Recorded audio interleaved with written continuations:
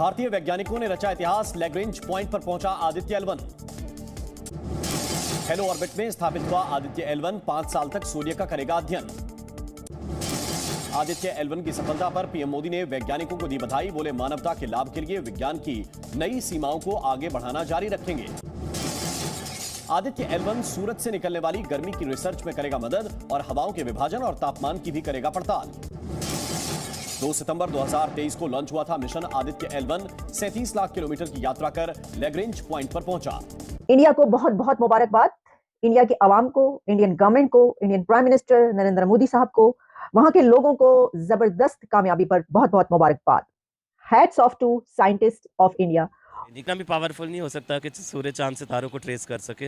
ऐसे ही बस अपने प्रोपेगेंडे करता है, कोई ऐसी सदाकत नहीं होती उसके काम में। सूरज पे क्या है, सदाकत नहीं है, बीच में सच्चाई नहीं बिल्कुल भी नहीं है। सूरज को कोई आसान काम नहीं है उसको छेड़ना, और फितरत के काम में तो वैसे भी कोई मुदाखलत नहीं कर सकता। आपकी नजर में वो चांद पर भी नहीं गए फिर? नहीं, बिल्कुल भी नहीं। वो दुनिया के सामने अपना म्यार बुलंद करने के लिए ऐसे बस भर के लोगों ने उनको दुनिया भर के लोगों ने उनको अप्रिशिएट किया है। नासा ने कहा हमें तकनीक बताओ, आप लोग कैसे साउथ पोल पे चांद में पहुंच गए हो। ड्यू टू मीडिया आजकल तो कोई सच्चाई है ही नहीं ना। दुनिया तो वैसे ही झूठे लोगों को आजकल फॉलो करती है। जो फर्स्ट ऑब्जर्वेशन मिशन भेजा सूरज की तरफ, ये एक हिस्ट्री है, इसमें तो कोई शक नहीं है। और जो मुझे इतलात मिली हैं, जो मैंने इसके बारे में पढ़ा है या सुना है अभी तक, कि ये जो इसमें यूरोपियन स्पेस एजेंसी जो है वो कह रही है कि ये एक जगह है लाग्रेंज पॉइंट, वहां पे जाएगा जहाँ पे जो सूरज और जो जमीन है उसकी जो ग्रेविटेशनल फोर्सेस हैं वो वहां पे आके कैंसिल हो जाती हैं। तो वहां पे ये रहेगा, और ये उसको कहा जाता है ये एक ऐसा पार्किंग स्पॉट है ये आदित्य L1 के लिए कि ये वहां पे ऑर्बिट कर सकेगा, जमीन के साथ साथ ही ऑर्बिट करेगा।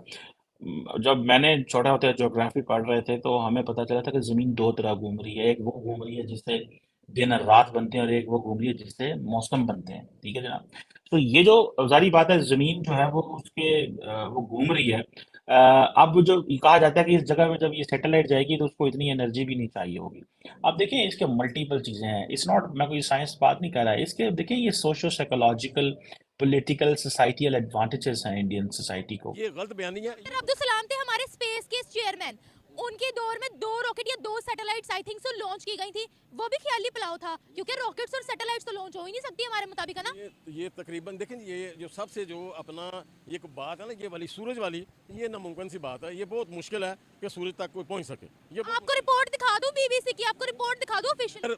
जरा से ये तेज हो जाए तो ये लोग गर्मी से मरना शुरू हो जाते हैं। अगर जरा सा कम हो जाए तो सर्दी से लोग मरना शुरू हो जाते हैं। ये नामुमकिन सी चीज़ है ना, ये हो ही नहीं सकता। I am not remember yet now, but आपको मैं प्रूफ देता हूँ। देखो सुनो, चैनल आप ज्वाइन करें, वहाँ जाने में तो सेटअप लगा लिया होगा, कुछ भी कर लिया होगा। अगर वो टेक्निकली इतनी आगे है तो कुछ भी कर लिया होगा उसने ना, रियलिटी दिखाने के लिए। इतना फजूल टाइम नहीं है। फजूल टाइम मतलब चांद पर जाना, सूरज पर जाना वेस्ट ऑफ टाइम है। नहीं वेस्ट ऑफ टाइम, इसके अलावा फिर एक्सपेंसिव भी तो है ना, कितना दुनिया को लुटा के रख देता है। साइंस को हम खत्म कर दें? नहीं, खत्म तो नहीं कर सकते, लेकिन और भी तो बहुत से काम है ना। फॉर एग्जांपल क्या? वाले पेट्रोल के बगैर गाड़ियां चलाएं, मतलब के, और बिजली पैदा करें। पेट्रोल के बगैर गाड़ी चलाने में साइंस नहीं है क्या?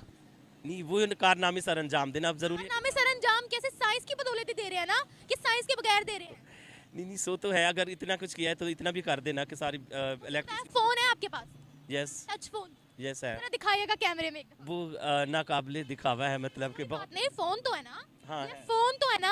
इन कुछ फितरत को जो टच करने वाली चीजें होती है उसमें फिर खुद जहन नहीं मानता ना। ऊपर सैटेलाइट्स हैं कि नहीं है? है। सिग्नल कैसे आते हैं हमारे फोन? लाइट के जरिए से ही आते हैं। आपने जाके स्पेस में देखा सैटेलाइट? नहीं, अगर मौका मिला तो जाके देखेंगे। फिर ऐसा भी नहीं है कि ये मौका गवाते। साइंस हमें पढ़ी लिखी किताबें, मैं एक फार्मेसी स्टूडेंट हूँ, यानी कि पढ़ चुका हूँ। हमारी जो डोजेज फॉर्म है मेडिसिन की, वो आप देख सकते हैं, सारी की सारी इंडिया से हम इंपोर्ट करते हैं।